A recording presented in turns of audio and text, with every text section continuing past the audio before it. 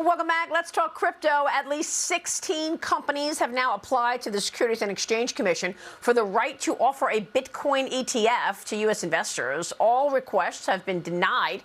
That's according to a new Chamber of Digital Commerce report out just this morning. Joining me right now in this exclusive interview to discuss the report is the Chamber of Digital Commerce founder and CEO, Perianne Boring. Perianne, great to see you.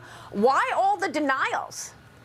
Look, it's definitely been a conundrum to us. There's roughly 41 million Americans that own cryptocurrency today. We can't deny the huge demand for exposure to this new and innovative asset class.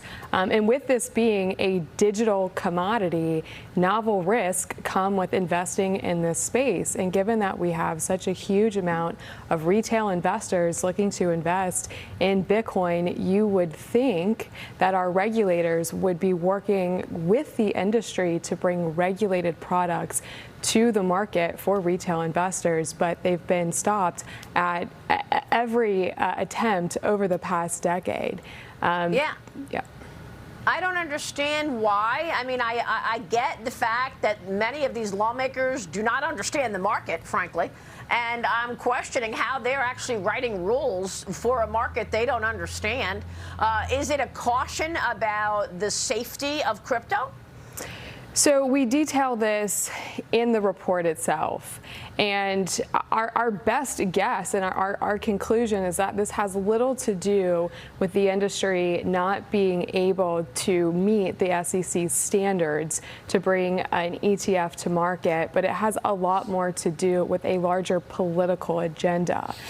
Chairman Gensler has a very aggressive agenda and is looking to expand the SEC's jurisdiction and authority throughout the digital asset ecosystem, and he has laid this out in congressional testimony. So we detail that in the crypto conundrum, and the reason why it's such a conundrum is really going back to those protections for the retail investors. They've accomplished the exact opposite of their mission, and they're discriminating against issuers that operate in this new and innovative environment. It's time for a spot Bitcoin ETF to come to market now. Yeah, I think you make so many important points. We're looking at crypto this morning with Bitcoin topping $22,000. This is the highest price in about a month ahead of the Consumer Price Index report out tomorrow. Ethereum is also up over $1,700 ahead of the completion of the long-awaited Ethereum merge. Perry, I want to get your thoughts on that, but it sounds like this unwillingness to give the approvals at the SEC is more about who's going to run things? What regulator is going to be in charge? And the SEC wants to make sure that it's going to be the lead regulator. Is that partly what's going on here? I think that's exactly right. Both Chairman Gensler and CFTC Chairman Benham will be testifying in Congress related to digital assets this week, so we'll be watching that very closely. We are very encouraged by what we've seen in the market over the weekend.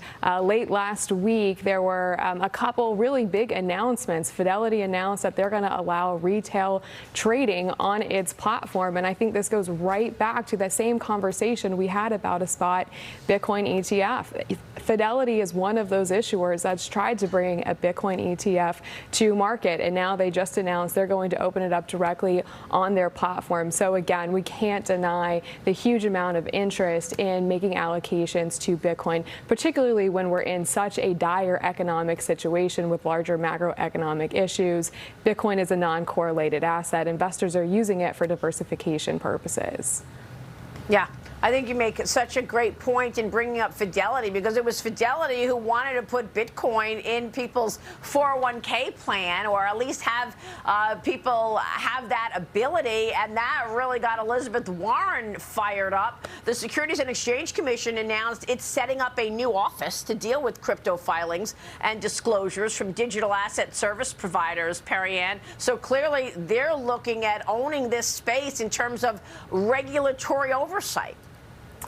Yeah, this potentially could be a positive thing for digital assets, having dedicated experts looking at this new and novel asset class at the Securities and Exchange Commission to process all the registration statements and other paperwork that it takes to bring crypto-related markets, crypto-related products to the market can be a positive thing. But look, we are a decade into this saga, and we still do not have a defined regulatory framework for digital assets. So while we're encouraged by the creation of this office, without having the broader picture, without having the guardrails in place, this office could have challenges and could be stifled to bring these types of products to the market.